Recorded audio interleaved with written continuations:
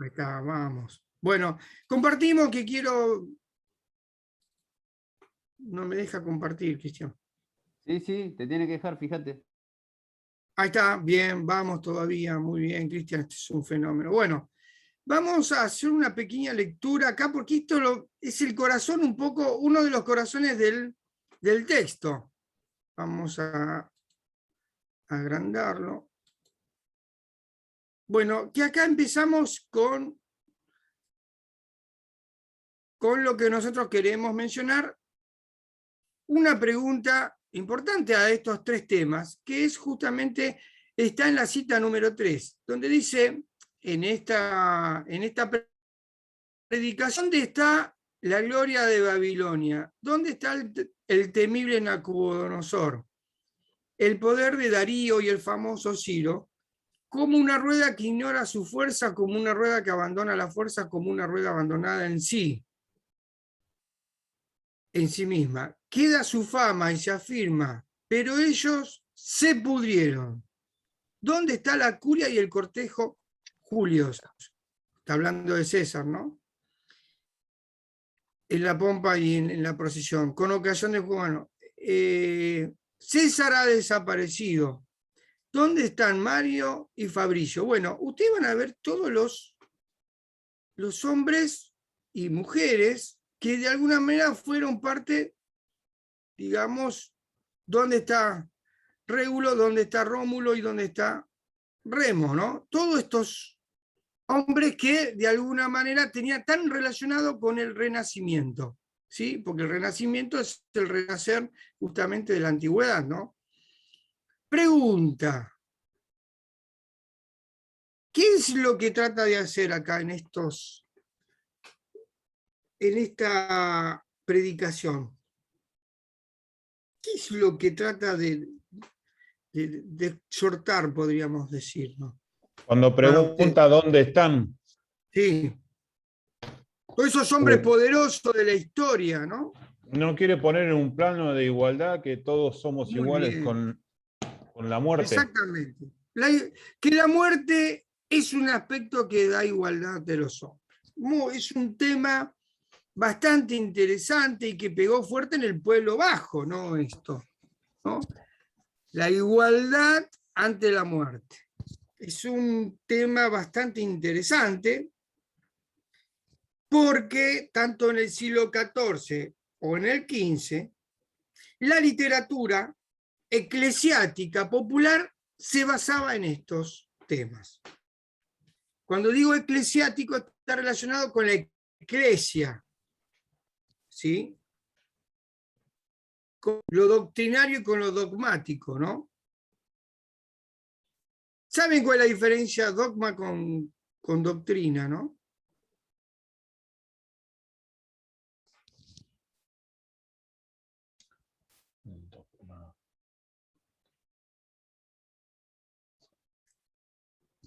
Puede ser que el dogma sea un conjunto de leyes y la doctrina es justamente enseñar esas leyes. Sí, muy bien. Que en realidad está muy bien, Roberto. El dogma son normas absolutas que están relacionadas, que son verdades. Y la doctrina es cómo esas verdades se llevan a la práctica. Muy bien, Roberto. Ayer, digo, los chicos de primero están con un trabajo bastante complejo con respecto a esto de el relativismo cultural, el estructuralismo. Y bueno, nosotros dimos nuestra mirada desde América, ¿no? Por eso mismo tiene que ver con esto. Digo, América, usted lo sabe bien, a través de la historia, tiene, no digo que dogmas, pero tiene dentro de su pensamiento aspectos que son absolutos, que son verdades absolutas, ¿sí? Entonces, el relativismo cultural justamente lo que viene a hacer es dudar sobre esos digamos, parámetros que tiene la cultura. Bueno, el siglo XIV, entonces, podríamos decir, aparece este arte plástico realista, que el realismo tiene que ver con plasmar, y además fue parte del humanismo en la literatura, en relación a la literatura, sobre todo esto de la muerte como un aspecto, y que vamos a ver que tiene muchos resultados, sobre todo en la Reforma y en la Contrarreforma. ¿Qué impactó esta mentalidad? El miedo a la vida, que esto fue un tema bastante complejo para, no solo para la misma Iglesia, sino también para todo lo que se buscaba como cambio. Perdón, profe, ¿dijo miedo a la vida? Sí, miedo a la vida. ¿Sí? Este miedo a la vida tiene una vinculación directa, chicos, con el Islam, tiene relación con la religión hindú, con los budistas y con el cristianismo medieval. ¿Qué significa esto que sale acá?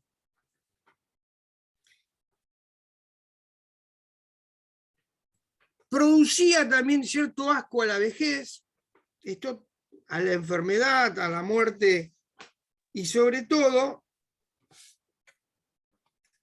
por ejemplo, en la India, veían que la belleza era lo superficial. Nadie veía qué pasaba atrás de la piel. Entonces, esto también es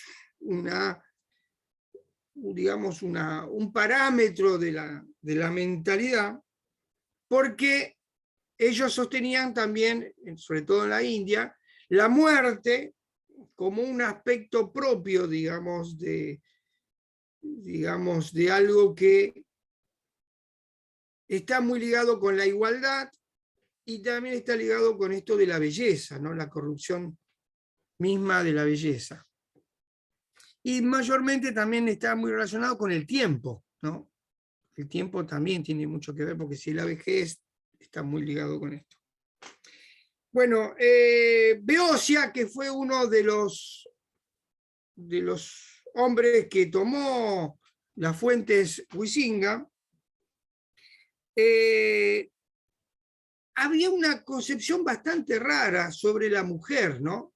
Sobre todo la mujer bonita. Esto trajo ciertos aspectos contradictorios,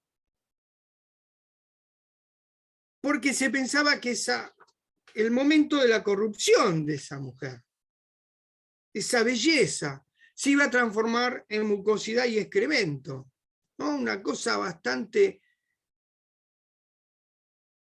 escatológica. ¿No? Porque esta es una mirada escatológica, digamos, de la historia. ¿Cuál era el trasfondo de todo esto, chicos? El interrogante es cuestionar el mundo material. Porque ustedes estamos viendo la transición, casi estamos en la baja Edad Media y entrando a la modernidad. Por lo tanto, ese espíritu materialista había que detenerlo de alguna manera, por parte de la Iglesia. Pero tenía una cierta interna también la Iglesia, porque adentro también había ciertos sectores que estaban de acuerdo con este cambio. Este espíritu materialista lleva justamente a estas exhortaciones religiosas. Y este espíritu materialista que se iba cada vez afianzando más, sobre todo con la aparición de los burgueses y los mercaderes, las exhortaciones haciendo cambio, por eso habla de la relación que había con el budismo y a veces también con el islam. Resulta algo que es totalmente impresionante y que es tremendamente popular, que es el alto valor que tiene la incorruptibilidad de los cadáveres. ¿Y a qué nos referimos acá? Nos referimos que uno de los aspectos que en la actualidad, para que una persona sea canonizada llevada a la beatificación y la santificación, tiene que tener la incorruptibilidad del cadáver.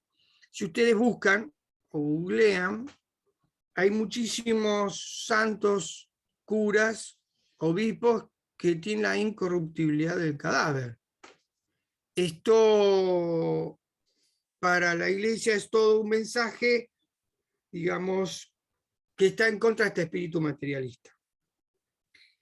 Esto impactó mucho porque la Iglesia se oponía a este romanticismo de los santos. La primera expresión de la cultura en el romanticismo, antes de llegar al romanticismo nacional, es el romanticismo de los santos. El romanticismo de los santos es el que da origen a esto un poco, podríamos decir, en Europa, el romanticismo nacional. ¿Por qué digo esto? Porque, por ejemplo, el romanticismo que surgió desde San Francisco de Asís, en Asís, el lugar llevó cierto, podríamos decir, localismo nacional, y eso de alguna manera despertó un poco a los nacionalismos de Europa que después vamos a ver van a ver ustedes en el siglo XX. Pero en realidad el origen es un poco en este sentido. Esto de la incorruptibilidad pega muy fuerte, sobre todo en la digamos, la mentalidad de la gente más pobre, sobre todo acuérdense de esta iglesia de los mártires, ¿no? También está muy ligado con esta concepción. Por lo tanto, podríamos decir que aparece también un aspecto distinto de la mujer. ¿A qué nos referimos? Porque desde el punto de vista, podríamos decir, cultural del paganus, aparece la Virgen María como una personalidad importante. Imagínense una época tremendamente patriarcal, una iglesia cristiana patriarcal, y que ingresara a una categoría como es la Virgen, es toda una cuestión y una discusión teológica, sobre todo el pecado original de la Virgen, ¿no?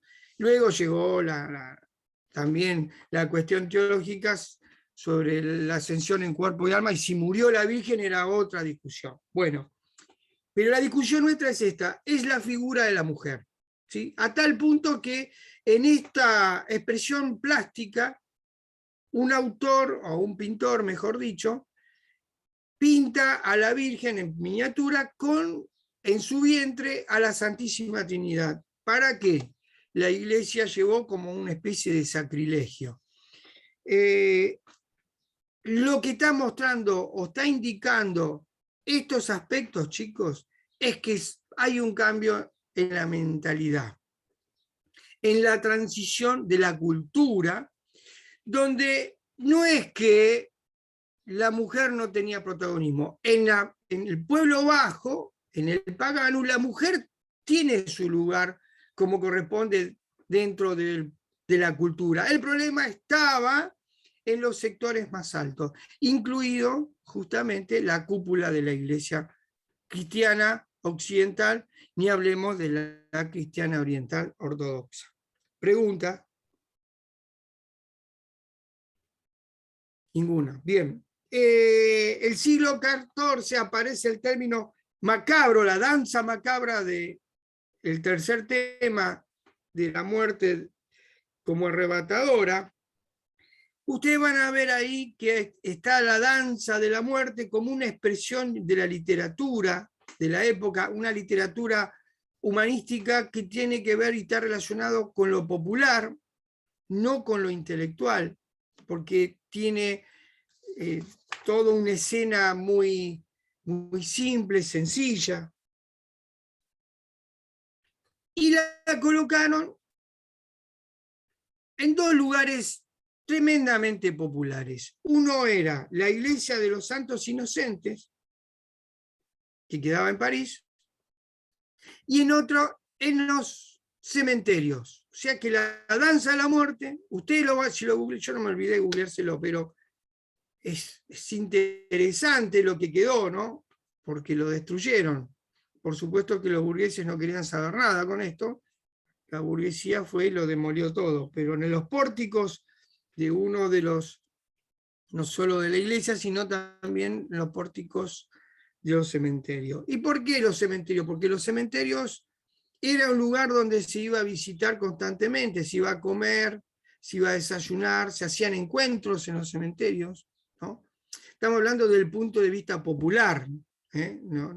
No digamos de los señores feudales, ni tampoco, podríamos decir, de parte de la nobleza, menos de los mercaderes, ¿no? Esto de la danza de la muerte lo que está manifestando es la igualdad de la muerte, de todo, ya que esto lo que está apelando una igualdad, digamos, con una mirada catastrófica, ¿no? Porque imagínense, el siglo XIII, San Francisco es el primero que habla de igualdad de los hombres ante Dios. Acá se está manifestando en el siglo XIV y XV y XVI, la igualdad de los hombres ante la muerte, ¿no? Y luego ya viene, y vamos a ver, con el Leviatán, con Hobbes, la igualdad de los hombres ante la ley. ¿Ven ustedes el proceso? Esto es lo que me interesa, que ustedes vean el proceso. Ya Hobbes va a decir, aunque la ley sea injusta, la igualdad y hay que obedecerla, ¿no? Esta va a ser la nueva propuesta, el Leviatán, ¿no? Como a través de un cuerpo jurídico se conforma el gran monstruo, digamos, el Estado, ¿no? La creación del Estado. Preguntas. La danza de la muerte. ¿Es en cierto punto como un memento mori? ¿Un recuerdo hacia el difunto? Sí, totalmente. Muy bueno, Nicolás, porque iba a entrar en eso. Porque la danza de la muerte es el niño que murió y viene a buscar a su madre. Yo digo, voy a caer en estas concepciones, ¿no? Pero bueno, para que veamos la realidad de ahora, ¿no? Mi mamá antes de morirse, 4 o 5 días antes de morirse, decía que la venía a buscar su papá y su mamá. Digo, esto se manifiesta, digamos, también en la vida actual. Digo, es muy... Esto se plasmó digamos, estas vivencias, estas cosas se plasmaron en el arte plástico de la época, ¿no? Y bueno, sucede a veces, qué sé yo, no sé si a todo, pero a veces sucede. Bueno, también en la literatura evangélica también Cristo es como un ladrón.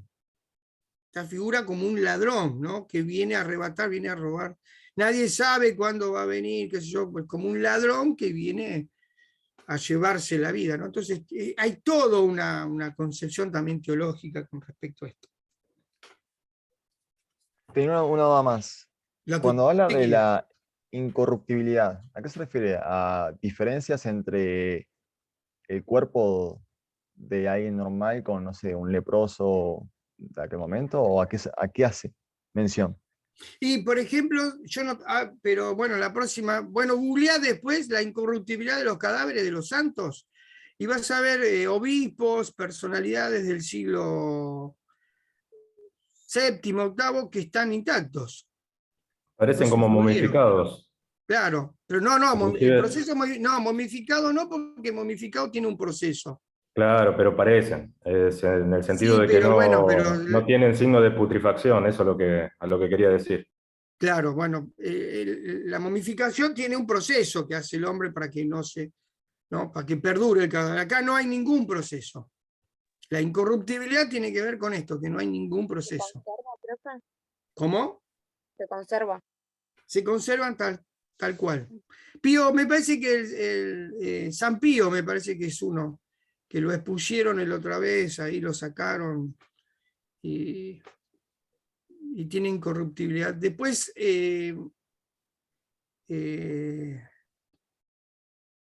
también, ¿saben a quién encontraron con la incorruptibilidad de cadáver? A Encarnación Escurra, la mujer de Rosas, la primera mujer de Rosas. Yo no me acuerdo en dónde estaba ese, si quieren lo pueden buscar, ¿no? Pero la habían sacado y habían encontrado la incorruptibilidad también. Bien, ¿alguna pregunta más? ¿No? Bueno, de acá surge este género de la sátira como un género propio de la literatura, ¿no? Esto de banalizar, digamos, la muerte, de banalizar, digamos, la belleza, la igualdad de la muerte frente a la caducidad de la vida.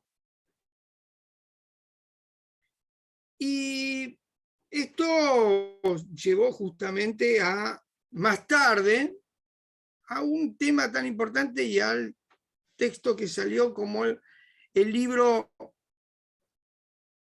más importante de la historia de la humanidad. ¿Ustedes sabían? No, que es el texto del Dante. Fue elegido como la obra maestra de la historia de la humanidad. Digo, cuando lleva esto de los 3 pasajes, ¿no? Pasajes que tienen que ver con los 3 estadios, ¿no? El infierno, el purgatorio y el paraíso. Bueno, estos 3 temas también están muy presentes en estos aspectos, ¿no? Lo que hace el Dante es de alguna manera muy bien escrito este pensamiento, llevarlo adelante en la literatura.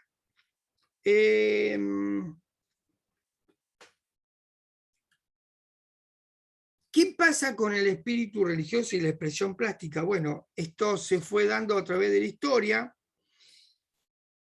pero, digo, esto impactó mucho en la religiosidad, en la evolución de la religiosidad. Y esto es tremendamente importante. Y acá me parece hay una afirmación, a mi entender, como el corazón del texto. Vamos a compartir, pero primero un segundito que ahora vuelvo, voy a buscar la página, porque si no...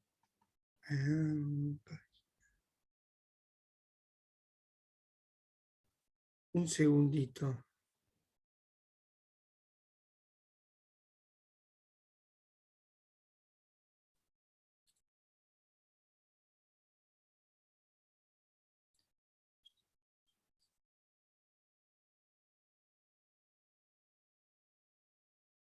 Espero poder encontrarlo.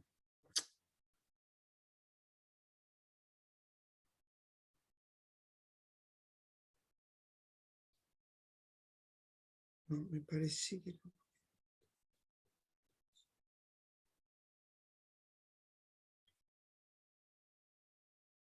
Un segundito, porque no lo preparé porque no lo tenía nuevo.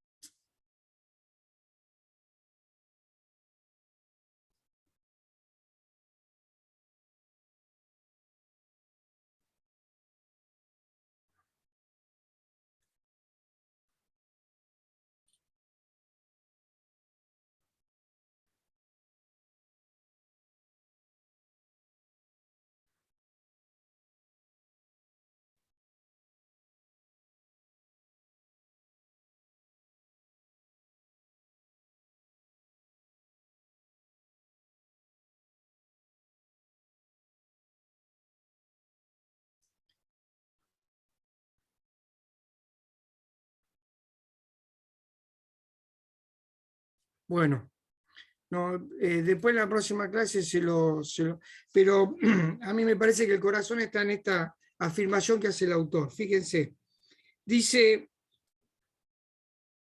este proceso evolutivo de la religiosidad, porque acá el gran problema de la cristiandad es que la iglesia fue permeable, permeable a la creencia del paganus.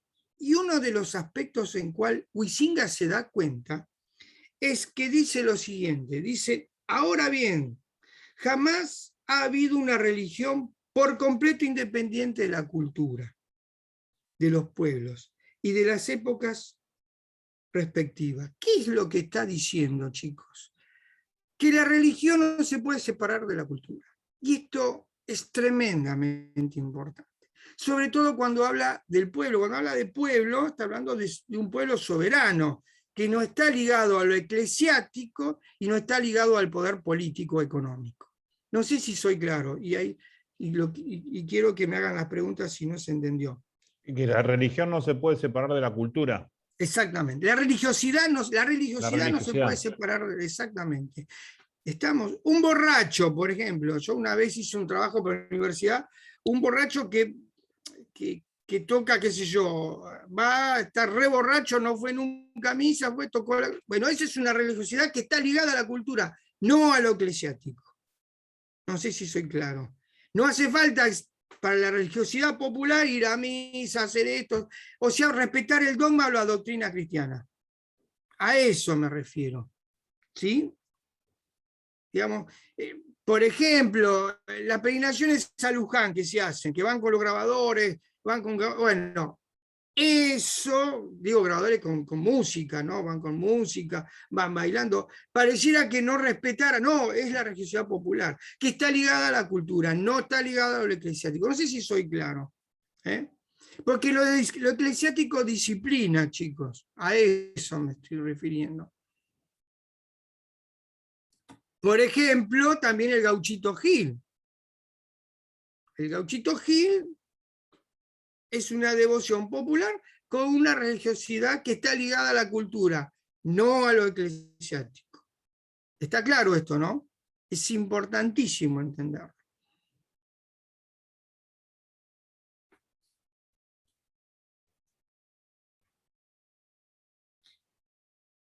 Esto va a ser la gran tensión religiosa, chicos. La tensión religiosa va a estar profundizada por esto, por los elementos culturales de la religiosidad popular con el dogma y la doctrina, ¿sí? Que es justamente, está más ligada con los sacramentos, ¿no? Los rosarios, bueno, había elementos como el agua bendita que era recontra popular. Y esto está muy ligado con los germanos, chicos. Está muy ligado con la cultura germana. Bien. ¿Cuál era la situación eclesiástica? La situación eclesiástica cada vez peor, ¿sí? La iglesia cristiana occidental cada vez iba teniendo conflictos y un alejamiento por dos causas. Una interna, por lo que estamos diciendo, esta tensión religiosa que va llevando primero con el paganus, y externa. ¿La externa con quién? Justamente, primero con los mercaderes, y segundo, con la reforma protestante, ¿no? Esos dos sigmas va a impactar sobre la iglesia cristiana occidental. Y ustedes, si siguen el texto, ¿sí? La discusión teológica y esta tensión lo dicen con dos fuentes. Por ejemplo, primero que dice la familiaridad absoluta y firmeza que tenía la fe cuando ingresaba a la cultura o a las tradiciones, resultaba una tensión religiosa. ¿A qué nos referimos, chicos? Si abrí mucho lo eclesiástico, iba a generar cierta... ¿Por qué? Porque acá empieza a convivir lo sagrado con lo profano. ¿Sí? Lo sagrado, lo que es sacro y lo que es profano. No sé si soy más o menos claro, es bastante complejo, digamos, en tan corto tiempo, pero se mezcla y es propio justamente de la época, es una característica central de la mentalidad de la época. Y además se le suman otros aspectos, porque tiene que ver con la realidad misma, chicos. Por ejemplo, el culto público en las misas, muchos jóvenes iban a buscar mujeres, que era profano para un lugar tan sacro, y hasta citaban prostitutas en las misas o en las iglesias. Digo, esto es lo que es un indicador de que está marcando justamente un proceso histórico que se va terminando y está comenzando algo nuevo. Preguntas.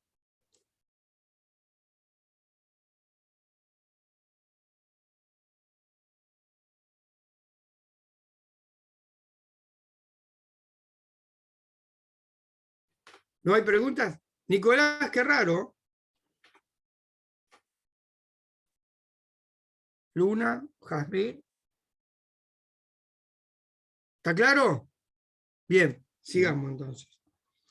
Nos encontramos con otros interrogantes también al mismo tiempo. ¿Cuáles son, profesor? Bueno, el primer interrogante es, ¿qué pasa con los mercaderes y con la burguesía con respecto a esto, ¿no? ¿Qué posición, qué rol tenía? Y bueno, primero y principal, algo que, porque vamos, después que den los chicos, después del texto de Ruiz Martínez, hay un problema con que el pueblo seguía, el pueblo bajo, seguía con las creencias en los videntes, en adivinos y en la hechicería. Esto es importante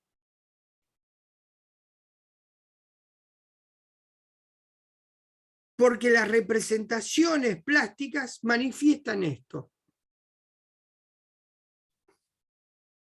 Ustedes me van a preguntar, ¿y las brujas? Y las brujas también. Vamos a ver ese tema de la bruja, que es un texto que vamos a tener que analizar.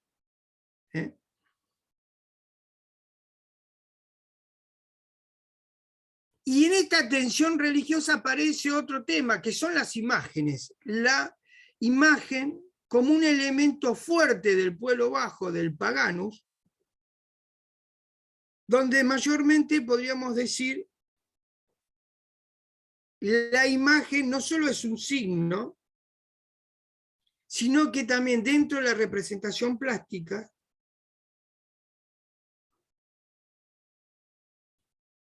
es una manera de oponerse a las palabras. Esto también es muy interesante, chicos, porque la imagen, como signo, ven el pueblo una contradicción con lo que se estaba diciendo en esa época, ¿no? Esto es muy interesante también. La importancia del arte plástico en este aspecto como discusión y contradicción dentro del mismo mundo eclesiástico.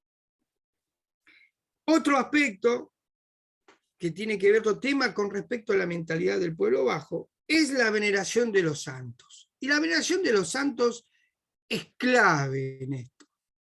¿Por qué? Porque la iglesia primero no aceptaba esto de los santos, porque el pagano se encontraba en la santidad, ¿no? En la santidad para las enfermedades, santos para esto, santos para el amor, ¿sí? Como San Antonio, por ejemplo. Cada uno de los santos, entonces, ¿qué pasaba desde el punto de vista teológico? El cristianismo iba a caer en un politeísmo, ¿no? Entonces, trató de frenarlo a esto, pero no pudo. ¿Por qué? Porque en la contrarreforma, el caballito de batalla contra los reformadores fue justamente la creencia y las reglas para la canonización y beatificación de los santos. Esto para que vean ustedes que el pueblo ha metido estos elementos de la religiosidad popular dentro de la misma dogma y el mismo doctrina. ¿Cómo se plasmó esto, chicos? Esto se llevó al materialismo con respecto a las reliquias. ¿Saben lo que son las reliquias? Las reliquias son los pedacitos, por ejemplo, de lo que vestían los santos, los anillos. Bueno, esos eran reliquias, hasta el punto que estaban los reliquiarios. Los reliquiarios es una formación justamente de los caballeros. Las reliquias valían muchísimo, a tal punto que muchos papas querían que lo entierren con alguna reliquia de un santo. Esto es puramente, chicos, esto es puramente germano, tiene origen germano.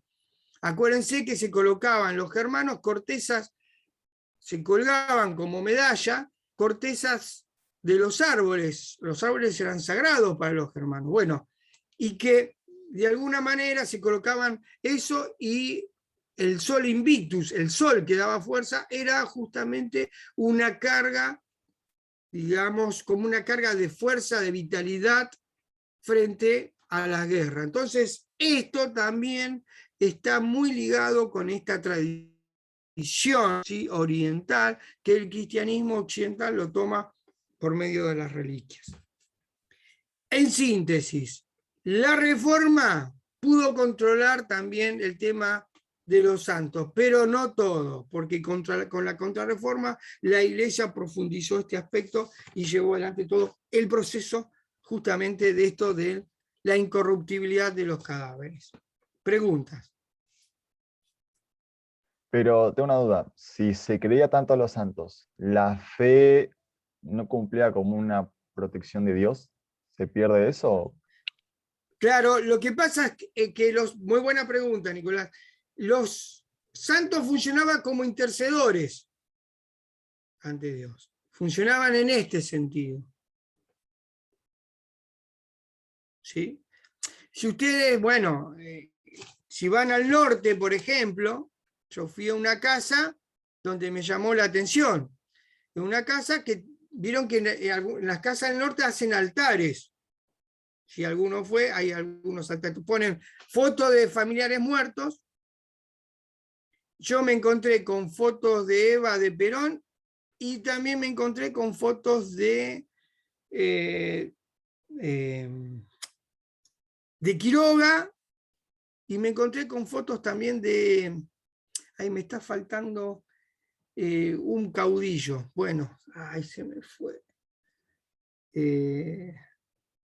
de Varela, me encontré también fotos de Varela, digo, es una creencia popular, ¿no?, pero tiene toda una concepción distinta de la muerte, igual que en el norte, cuando muere una criatura en el campo, digamos, se hace asado. No digo que sea una fiesta, no es una fiesta, pero digo, tiene toda una cultura muy, muy propia, ¿no? Un amigo mío, hace muchos años falleció. Uy, se está cortando. No, Bueno, estoy por hablar ahora. cortamos y volvemos. Cortamos y Ah. volvemos.